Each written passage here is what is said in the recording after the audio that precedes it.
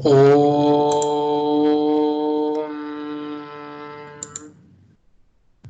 Shri Gurubhyo Namaha Harihi Om. Namaste. Today we shall discuss what the Swara Kutumba is. Swara Kutumbaha, the pedigree of Swara, the family of Swara. So now Swaras we see are they have a lot of variations. They have a lot of functions of Udatta, Anudatta, Swarita, Niranunasika, Sanunasika, Hraswa, Dirgha, Prita. And by the way, if all these terms seem new to you, then with a probability of 0.99, you have not watched the previous video, so please do check out that. Swara Kutumbaha. Swara Kutumbaha would be the entire family of swaras arranged in a certain way, in a certain novel way, which could help in future classes for sandhis. Now, here are some definitions that we have given. Now, we know that the Hraswa and the Dirgha variants alone are the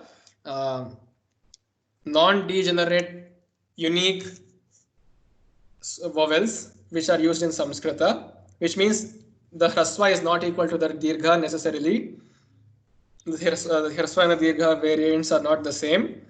And also that we have learned in the Prayatna part that there are these semi-vowels, the Yava, Ra, La, which came between the Ishad, which were the Ishad Vivrita, which came Ishad Sprishta, which came between the Sprishta and the Vivrita parts in the Prayatna. If you haven't watched that video also, please do check that out in this Prayatna videos. You see here, Yara, Lava, that is these are the semi-vowels, the Antasthaha. Now these are the semi-vowels which are very closely related to A, I, U, R, L, and A is related to Ha. A is related to the Ha. And then we'll see how these semi-vowels are actually cousins of our good old swaras. Now we have discussed how there are three primary sounds, A, I, U, the three primary vowels, A, I, U. And then we can also consider A, I, U, R, L to be the five fundamental vowels, although there's not much of a difference between the word fundamental and primary. I would use the word fundamental for these five vowels in the sense that they're fundamental to understanding the variations of sandhis, the Swara Kutumba, the genealogy of the Swaras. Now, how does this grow? Now, this is actually presented as a ladder, as a hierarchy. We'll discuss how these Swaras, the family goes through this picture. Now, the five fundamental Swaras are called the Moola, the roots. A, I, U, R, L. They are the grandfathers, the great grandsires of everybody. A, I, U, R, L. All these five are the Moolas. And then come the Dirgha, which are additions of these grandsires with themselves. So A plus A will get A because you are elongating them. You are applying the Dirgha function. So you will get A, then E, then U, R, L. Now we have discussed that L does not exist, although it can be pronounced. So we'll just consider it for that sake, for the sake of the neatness of the table. So it will be L. And you see these four A, I, U, R are very common, whereas these variants, they are actually a branched ancestor which has gone extinct. Now the evolution chart is all of this, but this branch has gone extinct. We don't know for what reason, but this is not as common. Nonetheless, we will see how it applies to all the five grandsires or the grandmothers, we can say, to include the feminists here. A, I, U, R, L. Let's specify them and we'll just say all of these are the grandmothers, the great grandmothers. And we'll say Dirgha. We'll say A, I, U, R, L. These are the Dirgha variants, right? They stand one step above. And then we have the guna. Guna means the multiplication. Guna means multiplication. What do we multiply? We multiply one thing with another to get something else. So this guna, meaning multiplication, can be understood as multiplying a with the other four grandmothers. So now we can understand dirgha as being addition. So mula is the elements themselves. Dirgha is the addition. So these are the additions. But when you multiply them with when you multiply all of these with you get the corresponding guna letters, and so they're called the guna itself. So they're called the guna of E. So guna, meaning this line of the family E, is A. Why?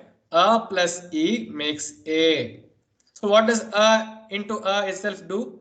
That is a question of debate. It could be A or A. It's just like 1 into 1. What is it? It could be 1 if we are considering the axioms itself. So we consider it to be A itself. But in some cases, it does become A. But that's not our concern right now. Now, A and into E. A multiplied with E gets A. A with U gets O. A with R gets R.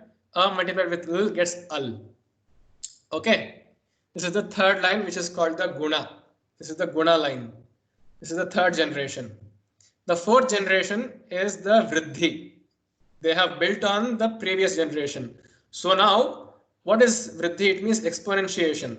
Means raising it again to an exponent. What does that mean? It means multiplying repeatedly. So it could be understood in two ways. One way is as repeated multiplication, vriddhi being exponentiation. You will raise you will multiply A and E, you will get A. And again, you will multiply with A. So A into E. So A into E is done first. You get A, which is the guna by multiplication. And then you multiply A once again with the resulting A. What do you get? You get I.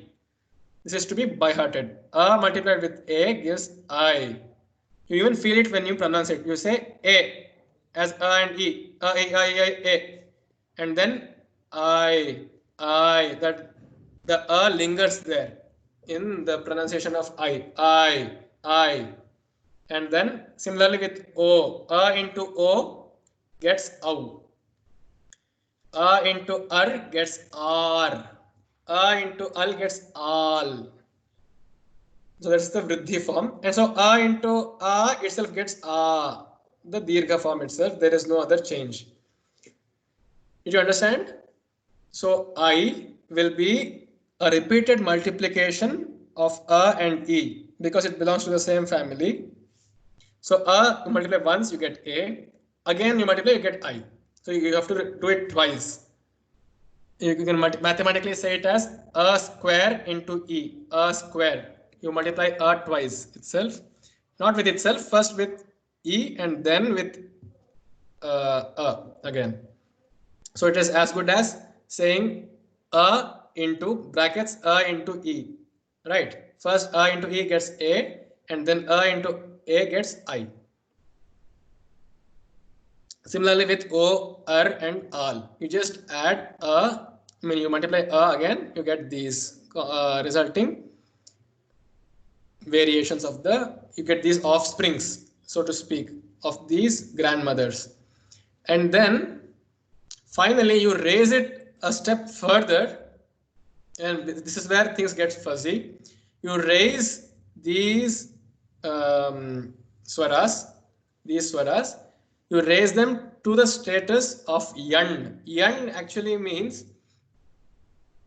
if you are familiar with the pratyahara, yan is yavara la, which means you map them to the semi-vowels now. Now this vriddhi is the highest level of a vowel. Vriddhi is the highest level. You can't go any further than vriddhi. This is the maximum you can reach through a vowel as being a vowel.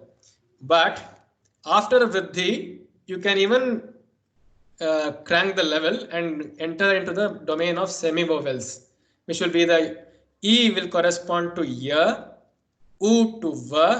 Now, why is that? That corresponds to the Utpatti Sthana.